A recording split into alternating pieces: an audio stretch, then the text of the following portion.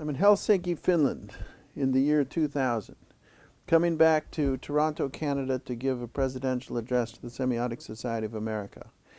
And I got to thinking that since what a sign consists in, strictly speaking, is a relation, a triadic relation, and since a relation can't be seen by the eye, I decided to start out my presidential address with a little dialogue between a realist and a semiotist, so-called realist, where the realist asks the semiotist, what is a sign? And the semiotist, instead of giving the standard answer, something that refers to something other than itself, like a traffic sign or a word, says instead, a sign is what every object presupposes. The realist, naturally enough, says, what? A sign is what? And this, the dialogue goes from there. Now, it wasn't going to be a dialogue except for the opening, but I got in the spirit of it and wrote this dialogue in these three voices. The semiotist talking to the realist and also talking to himself, two voices, and then the realist talking to the semiotist.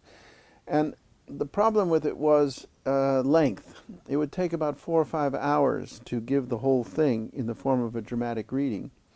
But Charles Crone got together with Jim Bernhardt and Chris Tennyson, Chris and Jim being the two actors, and they, from the original long dialogue, produced a version that could be done in a little under an hour, and that's what we're going to listen to now. So, a sign is what? A dialogue between a semiotist and a would-be realist for the occasion of the 33rd annual meeting of the Semiotic Society of America here in Houston, Texas. Everyone knows that some days are better than others. I was having one of those other days when a colleague approached me to express interest in the forthcoming annual meeting, the 26th as it happened, of the Semiotic Society of America. Come on, tell me something about this semiotics business. Well, what's there to say? I said, not in the mood for this at the moment. Semiotics is the study of the action of signs, and sign systems.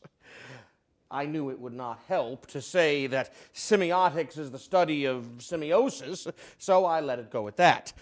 But inwardly I cringed, for I could see the question coming like an offshore tidal wave. Well, what do you mean by a sign?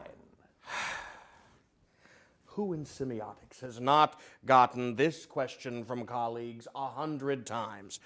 In a way, it's an easy question, for everyone knows what a sign is. How else would they know what to look for when driving to Austin? All you have to do is play on that and then turn the conversation elsewhere. Maybe it was a change in mood. Maybe it was the fact that I liked this particular colleague.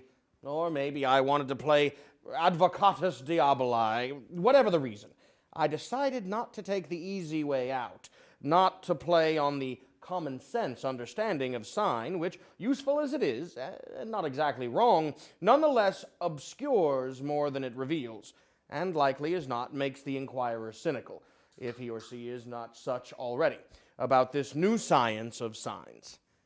You know the routine. Someone asks you what a sign is, you respond, you know, anything that draws your attention away from something else, something that represents another. And they say, oh, you mean like a traffic sign? And you say, sure, or a word or a billboard, anything. And then they say, oh, I think I get it, and life goes on.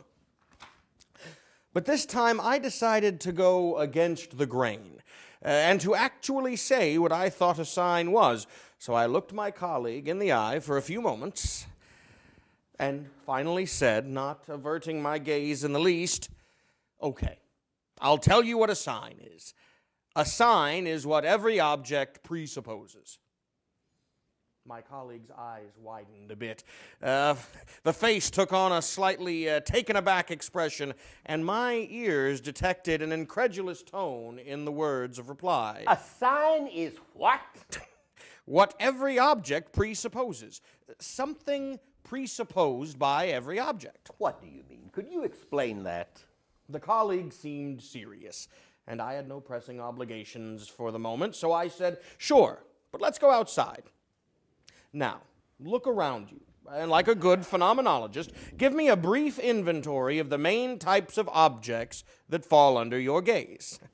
Now, of course, I had already taken into account my colleague's angle of vision and knew that it fell directly on something that I could see only by turning, something that would be key to the course of our conversation. Well, of course, there is this side of the building itself, whence we exited with its doors and windows, and there's the portico of the driveway with its pillars, the driveway itself, this marvelous tree which gives us shade, and this fence which gives us privacy. How did you get such a setup for your office?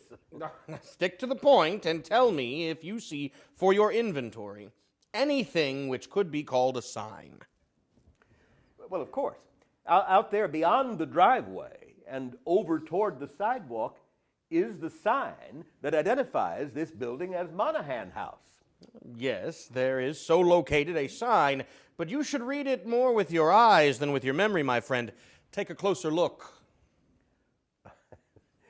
Of course, the sign has been changed to say Sullivan Hall. Indeed it has. Are there any other signs in your inventory? No. From here, that is the only sign as such that appears. But in your preliminary inventory, you concluded by asking me how I had managed such a setup for my office. So what you saw around you, even before you misidentified the sign for the building, led you to think of something not actually present in our perception here, namely my office. What do you mean? Your office is right there. Oh, to be sure, but for that door to appear to you as Deely's office door presupposes that you know about my office. And it is knowledge inside your very head, I dare say, that presents to you a particular door, which could in fact lead to most anything, as leading in fact to my office. So one door, at least, among those you noted in this side of the building, even though you did not inventory it as a sign, nonetheless functioned for you as a sign of my office. I mean, the office, after all, which cannot be perceived from here, being an object which is other than the door which indeed is here perceived. I see what you mean. So any particular thing which leads to thought of another may be called a sign. Perhaps, but not so fast. Tell me first, what is the difference between that former Monahan House sign and my office door, insofar as both of them function in your semiosis as representations of what is other than themselves? Function in my semiosis? Forgive my presumption in bringing in so novel a term. Semiosis is a word Peirce was inspired to coin in the context of work connected with his Johns Hopkins logic seminar of 1883. From his reading in particular of the 1st century BC Herculanean papyrus surviving from the hand, or at least the mind, of Philodemus the Epicurean. Cognizant, no doubt, of the reliable scholastic adage that action is coextensive with being, in the sense that a being must act in order to develop or even maintain its being, with the consequence that we are able to know any being only and insofar as we become aware of its activity. Peirce considered that we need a term to designate the activity distinctive of the sign in its proper being as sign, and for this he suggested the coinage semiosis.